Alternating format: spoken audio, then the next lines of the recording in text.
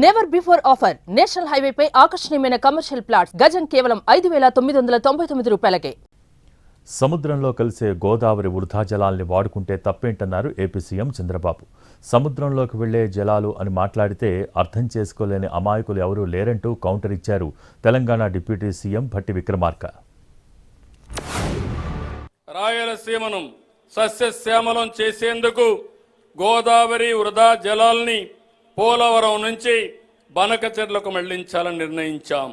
సముద్రంలోకి పోయే వృధా నీటిని వినియోగిస్తాం. ఈ ప్రాజెక్టుతో ఏ రాష్ట్ర నీటి ప్రయోజనాలకు నష్టం వాటిల్లదు. ఎవరూ అభ్యంతరం చెప్పవలసిన అవసరం లేదు. వరదలు వచ్చినప్పుడు ఎగువ రాష్ట్రాలు నీటిని విడుదల చేస్తే దిగువ రాష్ట్రంగా అదే వరద నీటిని వాడుకుంటామంటే అభ్యంతరాలు ఎందుకని అడుగుతున్నారు. మిగతా వాళ్ళకి అర్థం కాదు అన్నట్టుగా మాట్లాడితే అది కరెక్ట్ కాదు. ఎందుకంటే నదీ జలాలకు సంబంధించి ఎప్పుడు కూడా ఆయా రాష్ట్రాలకి జలాలు అంటే మిగులు జలాలు కానీ లేకపోతే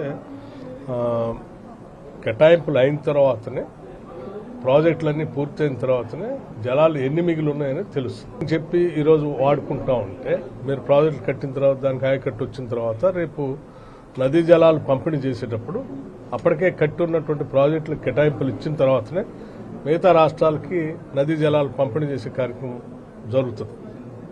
అలా జరిగినప్పుడు తెలంగాణలో ఎప్పటికే కట్టాల్సినటువంటి ప్రాజెక్టులన్నీ పూర్తయిన తర్వాత ఆ ప్రాజెక్టులు పూర్తయిన తర్వాత మిగిలినటువంటి వరద జలాల్లో ఆ రాష్ట్రానికి ఎన్ని పోతాయో వాళ్ళకి, ఈ రాష్ట్రానికి ఎన్ని వస్తాయో ఈ రాష్ట్రానికి కేటాయింపులు చేసి అప్పుడు ప్రాజెక్టులు కట్టుకుంటే న్యాయబద్ధంగా ఉంటుంది.